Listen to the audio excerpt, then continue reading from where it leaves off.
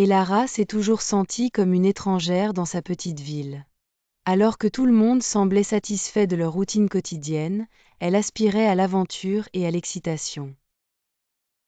Chaque soir, elle s'échappait à la bibliothèque locale, un endroit douillet rempli de livres poussiéreux. Elle passait des heures à lire sur le voyage dans le temps, les civilisations anciennes et les mystères de l'univers. Les histoires stimulaient son imagination et la remplissaient de rêves de lieux lointains. Une nuit orageuse, alors que la pluie battait à l'extérieur, et Lara découvrit une section cachée de la bibliothèque. Caché derrière une haute étagère se trouvait un vieux livre en cuir craquelé intitulé « Les Chroniques du Temps ». Intriguée, elle le sortit de l'étagère et l'ouvrit. En lisant la première ligne, une étrange impulsion électrique traversa ses doigts. Avant qu'elle ne puisse réfléchir, un tourbillon de couleurs l'entoura et elle se sentit en train de tourbillonner à travers le temps.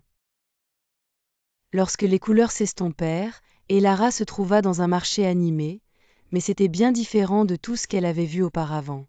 Des étals vivement colorés remplis de fruits exotiques, de gadgets étranges et de personnes en vêtements inhabituels l'entouraient. Elle réalisa avec une immense excitation qu'elle avait voyagé jusqu'en 2137. L'air bourdonnait d'énergie, mais Lara remarqua rapidement que les gens semblaient distraits, les visages enterrés dans de petits écrans. Confuse et émerveillée, elle erra à travers le marché jusqu'à ce qu'un vendeur amical nommé Jackson la remarque. « On dirait que tu viens d'un autre monde, » dit-il, ses yeux pétillants de curiosité. Lara hésita, mais décida de partager son histoire. Elle raconta à Jackson son voyage dans le temps et comment elle venait d'une époque bien plus simple. Jackson écouta attentivement, puis expliqua les défis de son monde. La pollution remplissait l'air, les ressources étaient rares et il y avait un fossé croissant entre les riches et les pauvres. Malgré les technologies avancées, beaucoup de gens étaient déconnectés de la nature. Lara ressentit un mélange de tristesse et de détermination. Ce monde futur avait besoin d'aide, et elle voulait faire la différence. Inspirée par la passion de Jackson pour le changement, elle demanda comment elle pouvait aider. « Il y a un groupe d'entre nous qui luttons pour rétablir l'équilibre, » dit Jackson. « Nous croyons que si nous pouvons utiliser la technologie de manière responsable et nous reconnecter avec la nature, nous pouvons créer un avenir meilleur. » Lara rejoignit Jackson et le groupe de rebelles. Ils se rencontraient dans un petit espace caché rempli de plantes et de matériaux recyclés.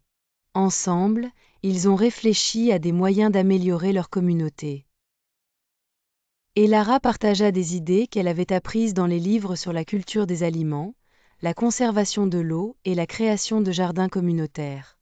Les rebelles étaient impatients d'entendre ces idées. Au fil des jours et des semaines, Lara devint une partie importante de l'équipe. Elle aida à organiser des ateliers pour enseigner aux gens comment cultiver leurs propres aliments. Ils ont commencé des petits jardins communautaires dans des terrains vagues, transformant des espaces négligés en oasis vertes. Lara aimait voir l'excitation sur les visages des gens lorsqu'ils plantaient des graines et les voyaient grandir. Grâce à son travail, Lara se rapprocha de Jackson. Il était gentil et drôle, l'encourageant toujours lorsqu'elle se sentait incertaine. Ils partageaient des histoires sur leur vie, leurs rêves et leurs espoirs pour l'avenir. Lara commença à ressentir un sentiment d'appartenance qu'elle n'avait jamais expérimenté auparavant. Mais à mesure que le temps passait, Lara commença à regretter son propre monde. Un soir, après un événement communautaire réussi où ils avaient planté un nouveau jardin, Jackson l'emmena sur une colline tranquille surplombant la ville. Le soleil se couchait, peignant le ciel de magnifiques nuances d'orange et de rose. « Que feras-tu quand tu retourneras » demanda-t-il doucement, son regard fixé sur l'horizon. Le cœur d'Lara était lourd à cette pensée. « Je veux prendre ce que j'ai appris ici et aider mon propre monde, » répondit-elle. « Mais je souhaite pouvoir rester.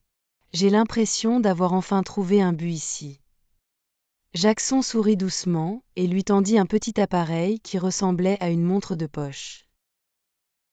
Ceci t'aidera à retourner. Mais souviens-toi, chaque petite action peut créer de grands changements. Ton temps ici te l'a montré. Les larmes aux yeux, et Lara activa l'appareil. Un tourbillon de couleurs l'entoura à nouveau et en un instant, elle était de retour à la bibliothèque, le livre toujours ouvert sur la table. Elle se sentait différente, changée par ses expériences. Déterminée à faire la différence, Lara commença à mettre en œuvre ce qu'elle avait appris dans sa propre communauté. Elle démarra un projet de jardin local, rassemblant des amis pour nettoyer les parcs et planter des fleurs. Elle organisa des ateliers à la bibliothèque, enseignant aux autres comment vivre de manière durable et cultiver des aliments. Peu à peu, les gens commencèrent à remarquer les changements. Au fil des ans, Lara devint un leader dans sa ville. Elle organisa des festivals célébrant la nature et encouragea les familles à y participer. Les gens commencèrent à prendre soin de leur environnement et un sentiment de communauté se renforça. Bien qu'elle n'ait jamais revu Jackson, Lara pensait souvent à lui et au futur qu'elle avait visité. Elle regardait les étoiles la nuit, sachant que les échos de demain étaient façonnés par les choix faits aujourd'hui. Inspirée par son aventure, elle continua à travailler dur, croyant que chaque petite action pouvait créer un avenir meilleur pour tous. Et dans son cœur, elle portait l'espoir d'un avenir plus lumineux, non seulement pour sa ville mais pour le monde entier.